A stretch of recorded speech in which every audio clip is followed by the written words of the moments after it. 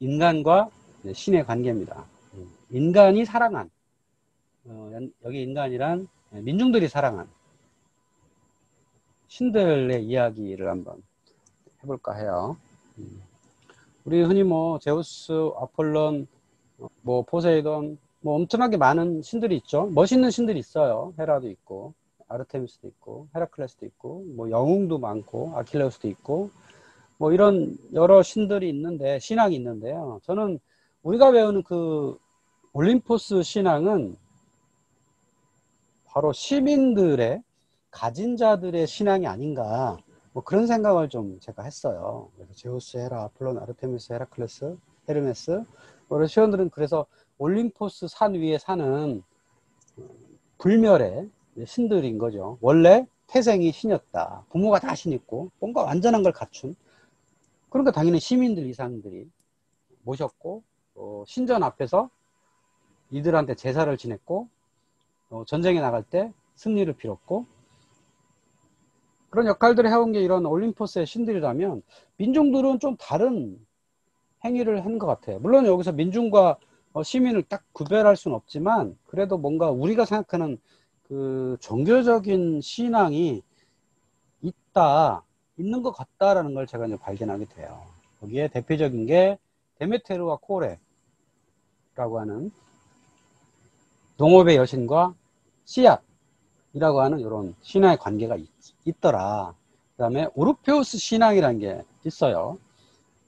그러니까 그리스 시대, 그 다음에 로마 시대에 오르페우스 신앙을 따르는 무리들이 꽤 많이 있었다는 거예요. 근데 이 무리들이 있다가 동방 지역에서 기독교 신앙 아니면 다른 신앙들이 들어오면서 이 사람들이 이제 없어지게 됐는데, 어쨌든 신화로만 남게 되었는데, 이게 상당히 종교적인 집단으로 만들어졌다는 거죠. 그 다음에 디오니소스를 따르는 무리들이 또 있었다. 이거는 그 이집트의 이시스, 오시리스 신과 같은 모습을 띄었다. 그리고 이들의 특징은 우리가 사는 현실 세계와 그 다음에 저승의 세계를 왔다 갔다 하면서 이걸 연결하면서 이런 모습들을 띈다. 사실 종교라는 것이 죽음의 문제에서부터 탄생한 거기 때문에, 과연 우리는 살다가 죽으면 어디로 가는가, 그 다음에 어디로 가서 어떤 삶을 살게 되는가, 이런 거에 대한 성찰에 따라 달라지게 되는데요. 이쪽 그리스와 로마 아니면 뭐 중동 지방 전체에는 과연 영혼은 저승에 가면 사라지는가, 아니면 영혼이 계속 연속돼서 있는가, 아니면 돌고 도는가, 뭐 이런 거에 대한 여러 가지 생각들이 있었다는 거죠.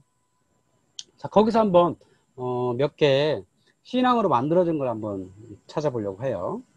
엘레우시스 비교라는 게 있어요. 비교란 비밀 교단이라고 하는 거죠. 그러니까 여기에 이 교단이 어떤 교리가 있었는지는 정확하게 알려진 바가 없습니다. 왜? 여기에 참여하는 사람들은 절대 자신들의 교리를 발설하지 않겠다고 하는 맹세를 했고, 실제로 발설한 자에 대해서는 살해를 했다고 그래요. 그래서 비교라고 알려지는데, 여기 키케루라고 한 사람이 이런 얘기를 했다고 그러죠. 인간은 이 의식을 통해 야만적인 존재를 벗어나 교화되고 정화되어 문명의 상태에 이르게 되며 행복하게 사는 것만이 아니라 더 나은 희망을 품고 죽을 수 있음을 깨닫게 되었다. 그러니까 이 시대 사람은요, 죽음에 대해서 별로 두려워하지 않았어요. 왜? 죽으면 더 나은 세상으로 갈 수가 있으니까. 육체는 비록 죽지만 영혼은 영원한 삶을 살게 되니까. 그래서 실제로 키케로도 죽을 때 굉장히 즐겁게 죽었다 그러죠. 이 사람들이 살해되는데, 뭐 소크라테스 같은 사람도 기꺼이 독배를 들죠. 그 당시에 사람들은 죽음에 대해서 두려워하지 않았다는 거죠. 왜? 이런 종교 때문에. 그러면 이제 엘레우시스 비교가 어디에서 어떻게 했냐면, 제가 여기를 가봤어요. 여기 아테네에서 차로 가면 한 30분 정도 걸리는데요. 걸어가면 한 2시간 정도 걸리는 거리에 있습니다. 여기 바닷가에 공업단지예요. 석유화학 같은 건물도 있고, 여기가 아마 그리스의 석유를 수입하는, 우리나라 치면 울산 같은 그런 단지에, 물론 울산처럼 크진 않지만 그런 배들이 있고, 그러니까 환경이 그리 좋지 않은 그런 도시인데 거기에 엘레우시나라고 하는 성역이 있어요. 그래서 이 아테네 사람들이 봄, 가을로 축제를 위해서 다녀왔던 그런 장소입니다. 그래서 아테네 그 유적지에 보면 그 케라메이코스라고 하는 거기 무덤인 데가 있어요. 그게 원래 서쪽문인데 이 서쪽문을 떠나서 걸어가지고 엘레우시나로 가가지고 그 엘레우시나가 또 바닷가에 있기 때문에 그 바다에서 일종의 세례 같은 걸 합니다. 뭐 정화의식을 해요. 바닷물 속에다가 몸을 담가서 정화의식을 한 다음에 여기 엘레우시나 신전에 가서 어떤 행위를 했다 그래요. 그 자세한 내용은 알려지지 않았어요. 근데 현장에 가보면 뭐 무너진 뭐 신전들이 있고 굉장히 영역이 굉장히 넓습니다. 뭐 제가 갔을 때도 뭐 학생들이 여기 와서 이제 공부도 하고 그런 곳인데, 그곳이 과연 이제 어떤 신화적 이야기로 남겨져 있냐면 데메테르, 하데스, 페르세포네라고 하는 신들과 관련이 있어요. 자, 데메테르는 이제 농업의 여신이죠. 이제 곡식을 관장하는 농업의 여신이고, 페르세포네는 그 딸이죠. 원래 이름은 코레예요. 씨앗이라고 하는 코레. 그래서 데메테르, 그러니까 또 코레는 데메테르와 제우스 사이에서 난 딸이죠. 그래서 이 코레가 뭐 여기서 이제 숲속에서 ним프들과 이렇게 놀고 있었는데 어느 날 이 지하세계의 왕인 하데스가 와가지고 이 데메테르를 납치해가죠. 그래서 이 페르세폰의 납치라고 하는 그림은 굉장히 많아요. 이게 이제 이 신화 세계에 굉장히 재밌는 아주 잘 알려진 이야기라서 이렇게 원래는 코레를 납치를 해가지고 결혼하려고, 그러니까 하데스는 이 신들 사이에 인기가 없어가지고 결혼을 못하고 있다가 코레를 보고 결혼을 하고 납치해 와서 지하세계로 데려가죠. 자, 그랬는데 데메테르는 어느 날 갑자기 딸내미가 사라졌다. 그래서 딸이 어디 갔느냐라고 이제 찾아 헤맵니다.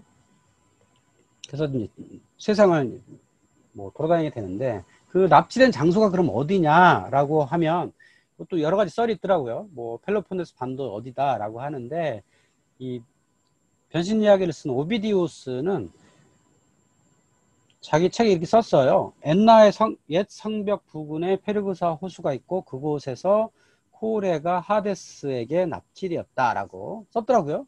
그러면 엔나가 어디냐면 시칠리아 한가운데 딱 가운데 있는 옛날 도시예요. 아주 오래된 도시인데 여기 사진 있죠. 왼쪽 위에 사진 보면 언덕 위에 이게 도시가 있어요. 제가 여기를 이제 가봤는데 여기 해발 500m 위에 있는 도시입니다. 아주 요새 도시예요. 대대로 많은 외적들이 침입했을 때 저 엔나에서 방어했던 그런 곳인데 그 엔나 옆에 성벽 부근에 페르구사 호수가 있다. 그래서 우리 또 찾아봤더니 실제 페르구사 호수가 있어요. 지금은 보니까 사람들이 이 달리기 하는 그런 코스로 바뀌었더라고요. 어쨌든 이 페르구사 호수가 그곳에서 코레가 하데스 납치되었다고 하는 거예요. 저 멀리 산도 보이죠? 눈이 덮인 여기는 화산입니다. 자, 그래서 이제 납치됐어요. 여기 엔나라고 하는 곳, 여기입니다. 시칠리아 한가운데 엔나가 있고요. 페르구사 호수 옆에서 딸내미가 납치됐다라는 소리를 듣고 처음에는 데미트르가 몰랐어요. 도대체 어디로 갔느냐? 그래서 물어봐요. 막 신들한테 물어봤더니 지금 저 제우스의 저 농간이다. 저기 그 하데스를 결혼시키기 위해서 하는 농간이라고 이제 듣게 돼요. 그래서 농사에 관장을 안 하고 막 돌아다녀요. 천하를 돌아다니다가 엘레우스시까지 온 겁니다. 그러니까 왜 그러면 데메테르가 이 시칠리아에서 있었냐면 이 지역에서 밀농사가 될 만한 곳이 저 시칠리아예요. 제가 가봤더니 여기도 정말 이 밀농사하기에 굉장히 좋은 이런 땅입니다. 이 지역에서 가장 비옥한 평야예요. 그래서 아마 이 동네 사람들이 데메테르를 자기네 신으로 모신 거죠. 그래서 이 데메테르가 막 돌아다니다가 엘레우시스에 와가지고 그 우물에서 우물에서 있다가 이야기를 들은 거죠. 그래서 그 사람들을 막 도와주고 거기서 우물가에서 뭐 그 유모 역할도 하고 뭐 이러다가 제우스한테 욕을 하는 거죠. 내가 그러면 내 딸내미 돌려주지 않으면 내가 농사를 하지 않겠다 라고 하는 바람에 그러면 민중들이 농사가 안 되면 뭐 신들한테 제사도 못 지낼 거 아니에요. 그래서 제우스가 어쩔 수 없이 헤르메스를 보내가지고 이 코레를 데리고 오게 하죠. 그런데 이 코레가 지하에서 떠날 때 하데스 왕이, 지하의 왕이 석류 5알을 집어줍니다. 가다가 목이 마르면 먹으라고. 그래서 뭐 오다가 이제 황금마차를 타고 오는데 중간에 이제 몇 알을 집어먹죠. 지상의 어머니를 만나고 나서 이제 어머니와 함께 지내게 됐어. 근데 그렇게 되면 또 하데스가 불만이잖아요. 그래서 이제 제우스가 심판을 해줍니다. 지하에서 남편이랑 4개월, 지상에서 어머니와 8개월 있어라 라고 해줍니다. 그럼 남편이라는 게 어떻게 됐냐? 바로 이 하데스가 줬던 석류 5알, 이게 바로 결혼의 상징이라고 하는 거예요. 그런데 결국은 그 제우스가 비록 심판했어도 이 납치된 코레, 그러니까 여신이 된다면 페르세포네 이름이 바뀌어요. 그럼 페르세포네는 납치한 남편이랑 살잖아요. 그러니까 남편을, 그러니까 그 다음에 계속 페르세포네는 하데스의 아내로 되어 있고 지하세계 여왕이 돼요. 그러면 결국은 납치한 남편을 인정했다는 거잖아요. 그게 다른 의미로 보면 이 스톡홀름 증후군의 시초다. 그럼 스톡홀름 증후군이 뭐냐? 그 범죄자에게 잡힌 인질이 그 범죄자를 동화되고 그들을 사랑하는, 동조하는 이런 현상을 스톡홀름 증후군이라고 알려져 있어요. 그러니까 1973년에 스톡홀름에서 은행 강도가 이제 은행에 침입했는데 2명이 와가지고 남자 3명, 여자 1명의 은행 강도들을 인질로 붙잡고 6일 동안 경찰과 대치했다는 거죠. 근데 6일 후에 경찰이 작전을 펴가지고 이 은행 강도들을 잡았고, 그러고 나서 인질들은 이제 무사히 풀려나게 됐는데, 그 인질들이 강도를 이제 옹호하게 되고, 이 강도를 사살하지 말라고 경찰한테 늘 설득을 했고, 그 다음에 이 강도들이 감옥에 가서 나중에 재판을 받는데, 이 인질들이 이 강도들의 불리한 증언은 하지 않았다는 거예요. 심지어 그 중에 1명 여성은 이 강도 1명을 사랑하기까지 했다는 거예요.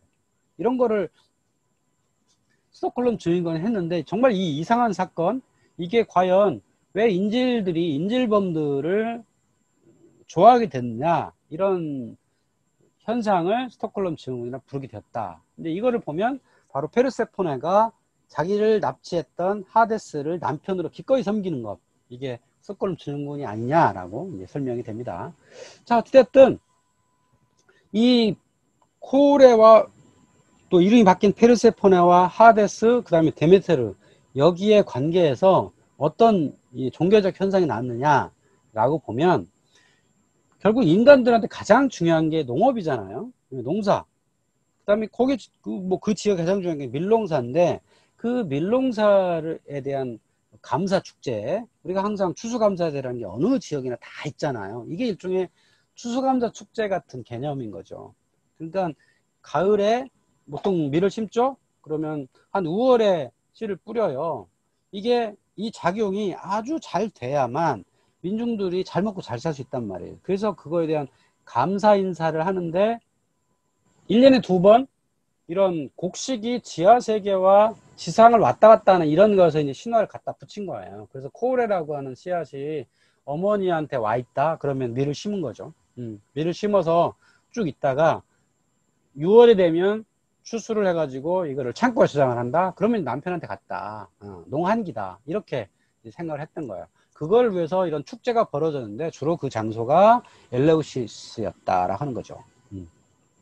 그래서 이 엘레우시스의 데메테르 비교에 참가하기 위해서 세례의식, 이 세례의식도 보면 이것도 유대교 사람들도 많이 하는 거예요. 우리 저 뭐 카톨릭이나 뭐 개신교나 뭐 제세례파나 뭐 여러 가지 세례에 굉장히 중요시 하잖아요. 그러니까 세례의식이 몸을 정화하는 의미에서 아주 중요한 거죠. 그런 컨셉이 있는 거죠. 제가 유대교의 세례의식을 봤는데요. 큰 목욕탕 같은데 우리 집에 아파트에 있는 이런 그런 욕조 같은데 몸을 담가요. 뭐 그렇게 하는 의식이 있는 거고, 여기 엘레우시나에서는 바다에다가 몸을 가라앉혀서 하는 행위, 이런 것들을 했다는 거죠. 그래서 이 코레가 지상과 지하를 왔다 갔다 하는 이런 데서 이제 어떤 그 풍요를 기원하는 이런 일들이 많이 있었다. 그리고 여기서 중요한 건 이 코레가 죽음, 부활을 매년 번갈아서 왔다 갔다 하는 어떤 부활의 개념, 그리고 그 영이 지하에 가서도 영원히 산다는 개념들이 이때부터 생기기 시작했다라고 하는 게 이 데메테르 비교의 특징입니다. 자, 그러면 우리가 여기서 이 저승세계라는 것에 한번 생각해 봐야 돼요. 이 그리스도는 저승세계를 다녀온 존재들이 꽤 많습니다. 근데 그럼 저승세계를 왜 갔다 오느냐, 갔다 오는 게 무슨 의미가 있느냐를 제가 이제 이리저리 봤는데요. 이게 저승에 갔다 온다는 건 엄청난 권위가 생기는 겁니다. 그래서 저승에 갔다 오면 신이 돼요. 그러니까 신이 되는 자가 있습니다. 헤라클레스, 오르페우스, 디오니소스, 아스클레피오스는 저승이 갔다 왔기 때문에 신이 된 겁니다. 그러니까 인간이었는데 그냥 신이 되는 경우는 없습니다. 다 저승이 갔다 왔다고 하는 그런 걸로 해서 신이 되는 거예요. 근데 뭐 신이 되지는 않지만 저승이 갔다 왔다는 걸 자랑스럽게 내세워서 권위를 높인 존재들이 또 있어요. 그게 오디세우스가 그렇고, 또 오디세우스를 뺏긴 아이네아스는 아주 자세하게 저승 얘기를 합니다. 그러니까 단테 신곡의 모델이 바로 이 아이네아스가 저승 갔다 온 얘기예요. 그 다음에 테세우스는 또 저승에 가서 벌을 받아요. 그래서 벌 받고 있다가 나중에 헤라클레스한테 구해지죠. 결국은 저승 갔다는 얘기는 죽은 건데 구해졌다는 얘기는 살아났다는 거잖아요. 부활이었다는 거예요. 또 시지푸스가 있죠. 시지푸스는 원래는 저승사자 타나토스를 속이죠. 속여가지고 저승사자를 꼼짝 못하게 했다가 나중에 이 하데스 신이 결국은 잡아가죠. 잡아갔는데 거기서 또 풀려납니다. 자기 아내가 자기를 제사진에 낳는다, 뭐 시신을 땅에다 방치했다, 그러니까 제대로 손봐야 된다 라고 하면서 저승이 갔다 다시 지상으로 옵니다. 이것도 결국 또 부활이잖아요. 또 푸시케라고 하는 존재가 있죠. 이 푸시케는 영혼이란 뜻이에요. 물론 에로스가 사랑한 존재로 이렇게 알려져 있지만 이것도 보면 영혼이 저승이 갔다가 돌아와서 그럼 또 죽거든요. 거기서 또 이 신이 되는 존재가 돼요. 그래서 저승이라는 게 굉장히 중요한 의미가 있다라고 하는 거예요. 거기에 이제 저승 갔다 와서 신이 된 존재 중에 가장 유명한 이가 오르페우스인 거죠. 그러니까 오르페우스라는 영웅이 있었어요. 그냥 원래 인간이었죠. 아르고 원정에 참가를 했고, 그래서 그 아르고 원정에 갔다가 뭐 폭풍우도 잠재우고, 그다음에 세이렌 여신도 잠재우고 여러 가지 그 역할을 했는데 거기 가장 중요한 게 음악이었다는 거죠. 리라를 열심히 켜가지고 사람들이 죽는 거를 피했던 그런 영웅이 있었고, 거기에 한 가지 더 붙인 건 저승이 갔다 왔다는 건, 그 에우리디케라고 하는 ним프랑 결혼했는데 이 뱀에 물려 죽는 바람에 이제 결혼 생활도 얼마 안 하고 이제 헤어지게 된 거죠. 그래서 아내를 찾으러 저승에 가죠.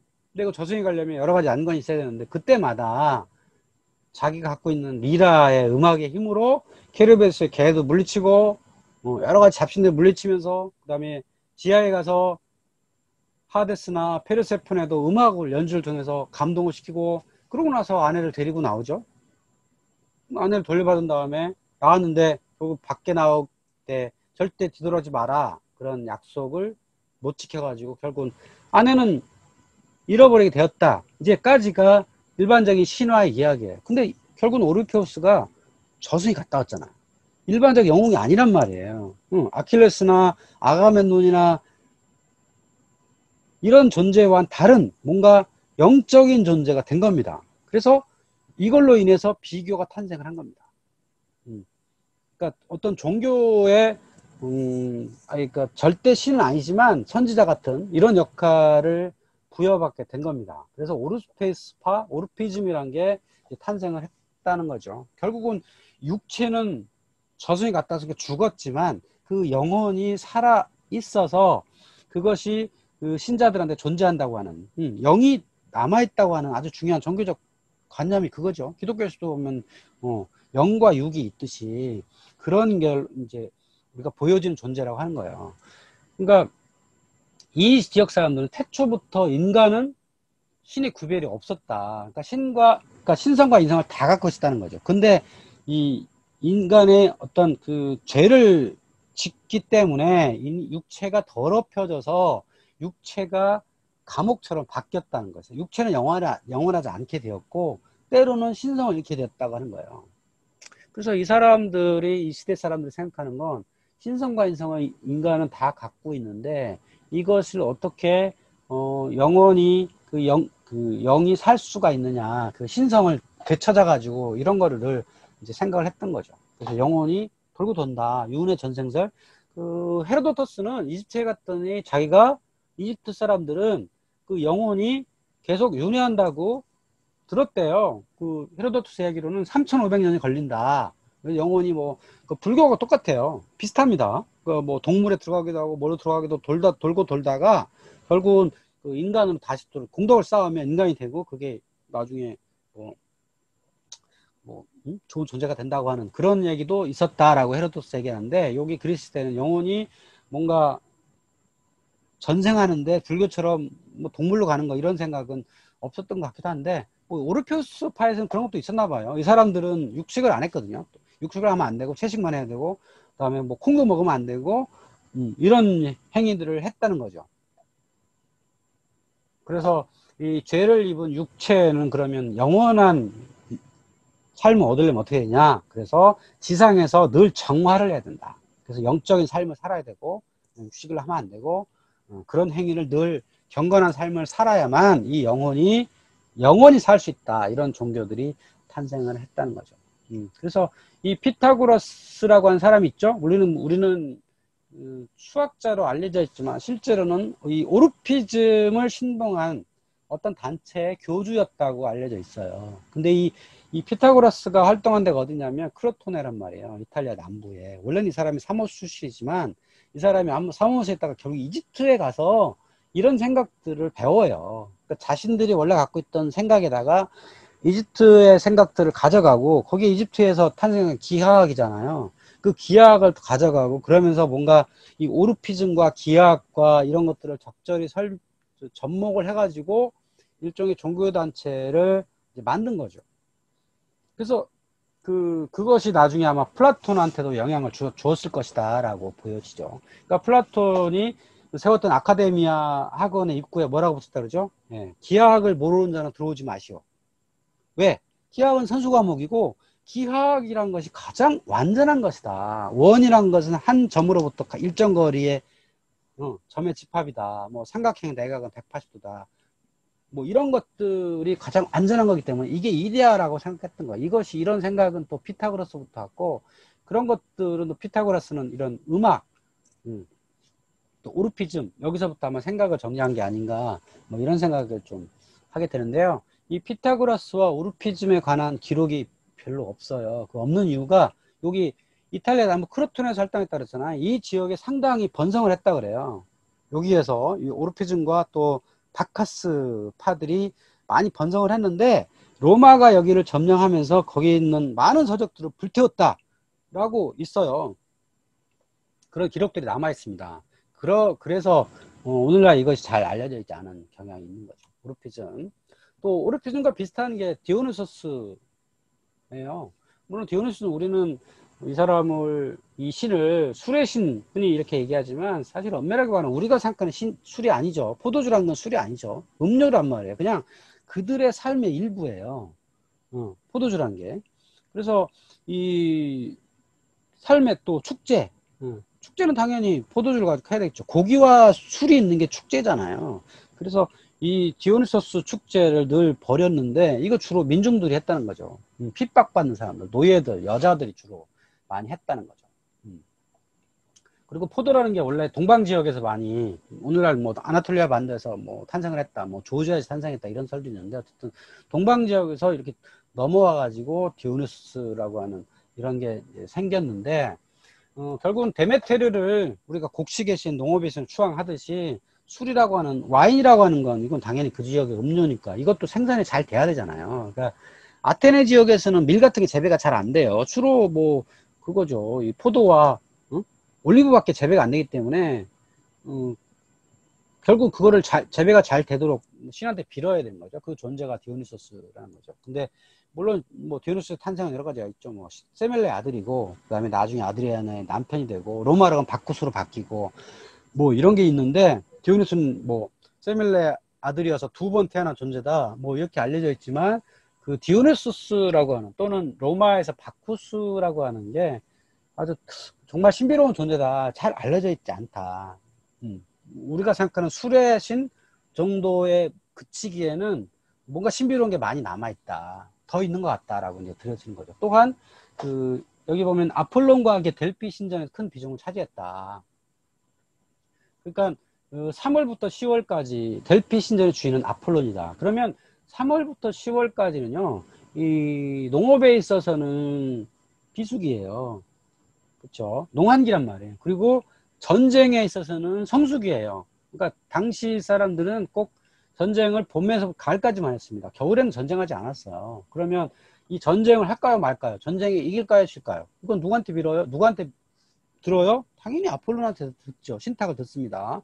그러면 아폴론이 떠나는 가을 11월부터 2월까지는 이 디오니소스, 이 겨울, 밤, 이런 때는 이런 축제 것들을 하는 시기였다는 거죠. 그래서 디오니소스를 이제 이때 추종을 하게 되는 거고, 그래서 이 디오니소스 또는 바코스파들이 상당히 많이 있다. 앞에서 말씀드렸죠. 리비우스라고 하는 역사가가 기록을 했는데, 예, 제가 읽어보니 그렇더라고요. 남부를 점령한 로마에는 이곳에 만연했던 바코스 신앙을 말소했고 수많은 서적을 불살랐다.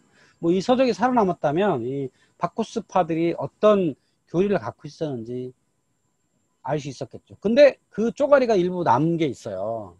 책에 완전하게 남지는 않지만 그 후대 사람들이 그걸 보고 인용한 것들이 있었는데, 이런 존재였다는 거예요. 디오니소스는 민중들한테 이런 존재였다. 육체를 가진 구세주이며 신의 아들이었다.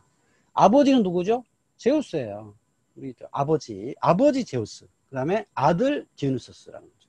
그의 아버지는 절대 신이며 어머니는 인간 처녀다. 그는 동짓날에 태어났다. 신도들에게 세례 의식을 준다.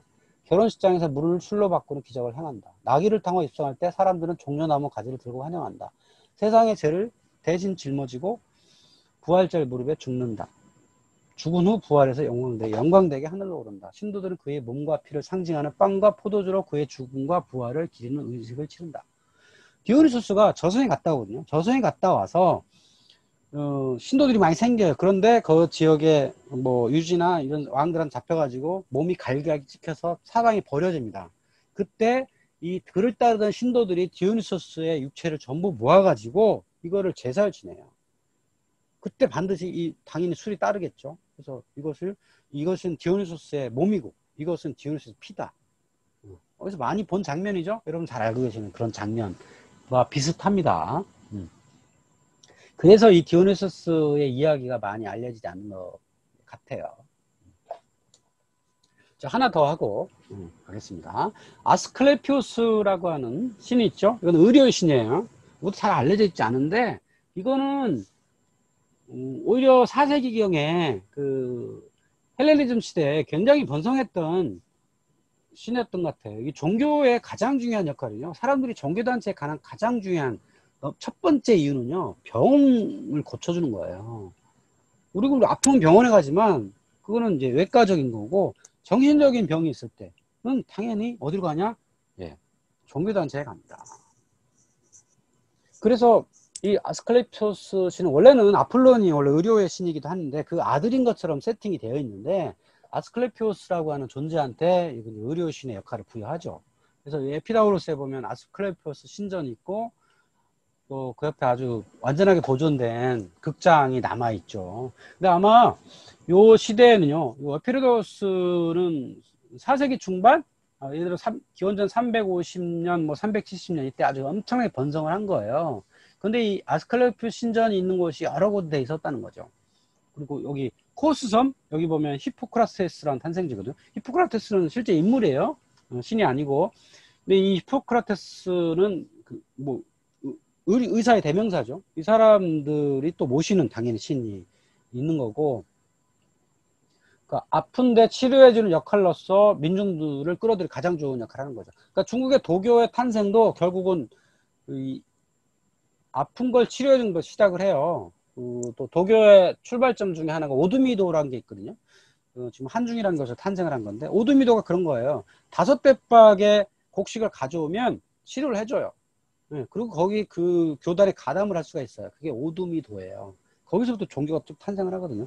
그러니까 이 그리스 신화에서도 이런 몸을 치료해주는 아스클레피오스 신도 굉장히 어떤 이 종교 탄생에 기여를 많이 했다. 그리고 소크라테스의 마지막 죽음 장면이 있죠. 다비드가 그린 거기 보면 이렇게 잔을 들고 있는 소크라테스가 있죠. 그 마지막 유언 뭐라고 했죠? 예. 아스클레피오스의 닭 한 마리 빚졌다. 그래서 그걸 좀 갚아주게 라고 하죠. 그게 바로 아스클레피오스라는 거죠. 아마 아테네에도 아스클레피오스 신전이 있었다고 이제 학자들은 얘기를 하죠. 그러니까 이제 신전에 닭하면 빚었다고 하는 거죠. 그것이 이어져 가지고 아스클레피오스는 아주 현실적 인간이 되는데, 이 아스클레피오스 여기 신의 상징은 뭐냐면 뱀 한 마리가 있는 지팡이에요. 그래서 의학과 관련 뱀 한 마리 지팡이, 이게 굉장히 중요한 컨셉이죠. 뱀이 2마리가 있는 지팡이가 있어요. 이건 누구 거냐면 헤르메스 거예요. 뱀 한 마리가 있는 건 아스클레피오스다. 그래서 뭐 이런 아스클레피오스 탄생에 관한 신화들은 있어요. 아폴론의 아들인 것처럼 이렇게 세팅이 되어 있고, 나중에 그래서 뭐 여러 가지 나왔는데, 이 아스클레피오스가 사실은 그 현자 케이론이라고 하는 켄타우로스한테 교육을 받아가지고 거기서 그 의술의 신이 되었고, 너무 실력이 뛰어나서 죽은 자까지 살려낼 정도 실력이 되었다. 그래서 이 죽는 사람이 저승에 오지 않으니까 하데스가 좀 이상하다, 이거 문제가 있다 라고 해가지고 제우스한테 막 얘기를 하니까, 제우스가 그러면 이 아스클레피오스를 죽여야 되겠다 라고 해서 아스클레피오스 당연히 저승으로 끌고 가죠. 끌고 가서 어떻게 되죠? 당연히 부활을 또 하죠. 부활을 해서 그 신전에 또 영이 깃들겠죠. 그래서 신이 되겠죠. 결국은 그 아스클레피오스의 후손으로 인해서 이 의료의 신들이 이어집니다. 그래서 우리가 조금 들어보신 히포크라테스 선서가 뭐 굉장히 긴데, 제가 이거를 좀 찾아보니까 여러 가지 버전이 있더라고요. 시대마다 조금씩 바뀌는데, 맨 서문은 뭐 이렇게 시작을 해요. 나는 아폴로신, 의료의 신 아폴로신과 아스클레피오스, 여기 뭐 서전, 액과의 아스클레피오스, 그 다음에 휴게야, 타나케야, 이 신들을 따라서 나는 맹세하겠다, 이러고 시작하거든요. 그리고 뒤에서 뭐 어떤 현실적인 얘기를 쭉 하는데, 아스클레피오스는 아들이 둘이었고 딸이 4명이 있었다는 거예요. 근데 아들 둘은 트로이 전쟁에 참가해서 군의관이 되었고, 거기서 굉장히 많은 사람들 고치죠.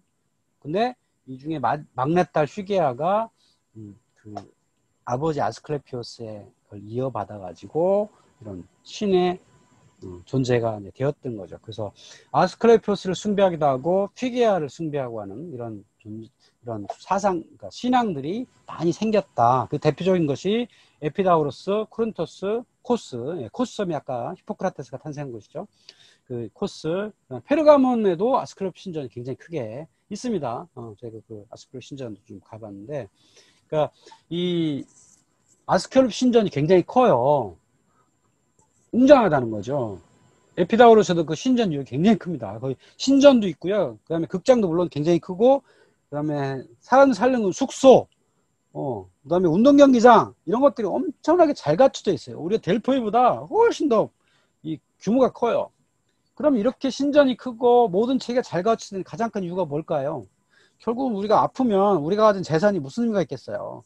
결국은 죽으면 끝인데, 그리고 죽은 다음에 영원히 불멸하려면 어떻게 해야 돼? 정화의식을 해야 될 거 아니에요? 그러면 갖고 있는 돈을 가지고 열심히 정화의식을 하려면 와서 많이 바치고, 그쵸? 예. 많이 바치고 신들이 제사를 많이 지내고 이래야지 그게 육체도 나아지고 또 영혼도 정화가 되기 때문에 결국 그 돈이 신전에 많이 바치게 되니까 이 아스클레피오스 신전이 그만큼 활용이 많이 되게 되었다고 하는 그런 거죠. 예, 저승에 대해서 잠깐 말씀을 드렸지만, 조금 더 부연 설명하면 뭐 대략 이렇게 뭐 5개 강이 있었다. 가장 유명한 건 아케론 강이 있다 그랬죠. 예, 벳사공 영감 키루나 엽전 한 힘을 줘야만 영원히 저승으로 갈 수 있었다. 그다음에 레떼 강 같은 경우에는 뭐 그 변신 이야기 읽어보면 렛대 강을 마시려고 많은 자들이 거기 있었다. 왜냐하면 이거를 기존에 이승에 있었던 생각을 잊어버려야 거기서 영혼이 새로운 육체 들어가 또 윤회를 할 수 있는 거예요. 잊어버리지 않으면 윤회를 못 할 거 아니에요. 그래서 렛대 강물을 마시려고 노력을 했다. 그 다음에 그 아케론강을 건너서 저승세계에 들어서면 에레보스라고 하는 잠시 머무는 곳이 있었는데 거기 지나서 보니까 그 심판자가 있다. 그 미노스더라. 그래서 미노스가 심판해가지고 왼쪽으로 보내면 무한 지옥으로 가고 오른쪽으로 보내면 엘리시온이라고 하는 그 행복한 자의 섬이 있다. 뭐 이렇게 설명을 하는 신화 책들이 좀 있어요. 그 저승 입구에는 케르베우스가 있다 그랬죠. 머리가 셋 달린, 그 다음에 몸에는 뱀들이 막 이렇게 있는 존재다. 그래서 이 존재는 저승에 들어왔다가 나가려고 하는 그런 영혼들을 잡는 역할을 하죠. 그를 이 헤라클레스가 나중에 잡아가지고 했던 이야기도 남아있고, 또 오르페우스는 리라의 음악으로 제압을 했던 그런 일도 있죠. 들어갈 때도 뭐 케르베우스를 음악으로 잠자게 하고 나올 때도 잠자게 해서 나올 수 있게 하는. 그래서 음악이라는 게 또 굉장한 의미를 부여하게 되는 거죠. 케르베루스, 오데세우스가 저승에 가가지고 여러 사람을 만나요. 아버지도 만나고 어머니도 만나는데 그 중에 아킬레스를 만나는 이야기를 통해서 세상 사람들은 과연 이승이 좋느냐 저승이 좋느냐에 대한 생각을 좀 볼 수가 있겠죠. 저승이 좋으면 우리가 그냥 자살하고도 빨리 갈 수 있을 거 아니에요. 근데 결국은 사람들은 저승이란 세계가 있는 거라고 믿고 있긴 하지만 그래도 저승보다는 이승이 좋지 않겠느냐라는 생각이 있다는 거죠. 그래서 오데세우스가 아킬레우스를 만나 그를 위로하며 이렇게 말했다는 거죠. 그대가 여기 사자들 사이에서 강력한 통치자이니 그대는 죽었다고 슬퍼하지 말라. 그래서 아킬레스가 거기서 뭐 한 자리 찾아고 있었나 보죠. 그랬더니 아킬레우스가 애절한 표정으로 이렇게 응답했다. 나는 세상을 따는 모든 사자들을 통치하느니 차라리 지상에서 머슴이 되어 농토도 없고 재산도 많지 않은 가난한 사람 밑에서 품이라도 팔고 싶소이다. 이 저승세계 대장해봐야 별거 없다. 난 차라리 죽지 않고 이승에 사는 게 낫겠다라고 했다는 거야. 그러니까 어쨌든 이런 이야기를 만들어낸 사람들은 결국 저승보다는 이승이 좋다. 이렇게 생각을 했다는 거죠. 탄탈로스라고 하는 저승의 신이 있죠. 티탄 신 중에 있는데 그 탄탈로스의 딸 중에 디오베라고 하는 존재들 있죠. 그래서 뭐 저승에 가서 벌을 받고 있는 이런 존재인데 이 니오베 여기 그 대리석 모양이 니오베인데요. 이 니오베가 최초로 인간 여인을 누드로 만든 거예요. 그 전까지는 누드로 만든 건 신밖에 없었는데 인간을 이렇게 누드로 만든 최초라고 해요. 이게 미술사에서 굉장히 중요한 대리석 상이라고 하더라고요. 저승에서 벌 받고 있는 묘한 존재가 있죠. 이 시지푸스라고 하는 존재는 인간인데 이 사람도 결국은 저승에 가가지고 뭔가 벌을 받는 이유가 저승에 갔다 오거든요. 갔다 오면 뭔가 신이나 뭐 영적 존재가 돼야 되는데 그런 걸 못하고 해요.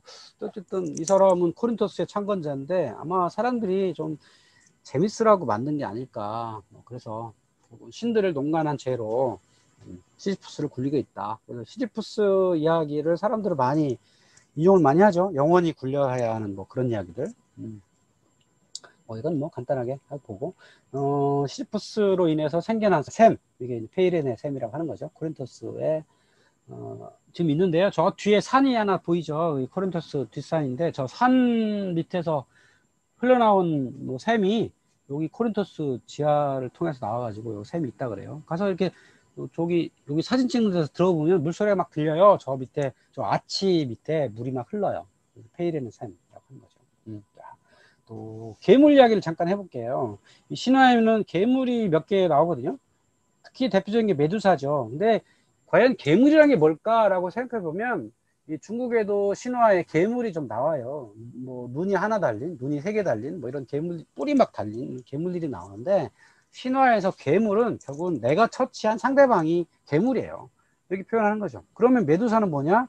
아마 그 아테나를 따르는 사람들이 죽였던 아마 괴물들이겠죠. 적이겠죠. 그래서 아마 이 메두사는 아나톨리아 반도에 있는 어느 뭐 부족이 아니었을까 뭐 이렇게 생각할 수도 있겠죠.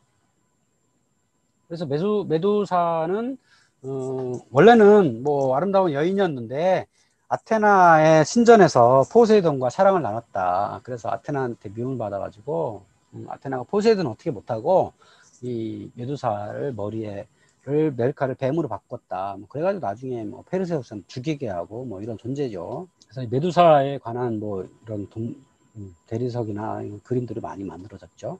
또 그림 괴물이 몇 개 있는데요. 또 페가수스, 그다음에 켄타우로스, 스핑크스, 그다음에 미노타우로스 뭐 이런 것들이 있죠. 페가수스는 나중에 뭐 페르세우스가 말을 타고 다니기도 하고, 스핑크스는 오이디푸스에 나오죠. 다 괴물이죠. 근데 켄타우로스는 조금 독특하죠. 켄타우로스는 몸은 말이고 위에는 상체는 인간인데, 이 켄타우로스 중에서 케이론이라는 이름을 가진 그 켄타우로스는 현자로 유명해요. 많은 사람들을 가르친, 그쵸? 헤라클레스도 가르치고 아스클레피오스도 가르치고 해서 켄타우로스는 이 중에서 반인 반마로 이 존재로 유명한데, 이것도 괴물이니까 아마도 어느 외부의 존재가 아니었을까. 그래서 뭐 저 위에 북방의 기마민족을 이야기하는 게 아닐까, 뭐 이런 거를 우리가 생각할 수 있고요. 또 뭐 또 괴물 같은 존재라고 하면 아마존족도 일종의 뭐 괴물이라 할 수도 있겠죠. 여인들만 구성된, 그러니까 좀 독특한 존재니까 결국은 적들, 그러니까 아킬레스가 싸웠던 적들, 헤라클레스와 또 아마존족이 싸우니까 그런 적들을 이런 좀 다른 형태를 가진 존재라고 본 게 아닐까 이렇게 싶은데.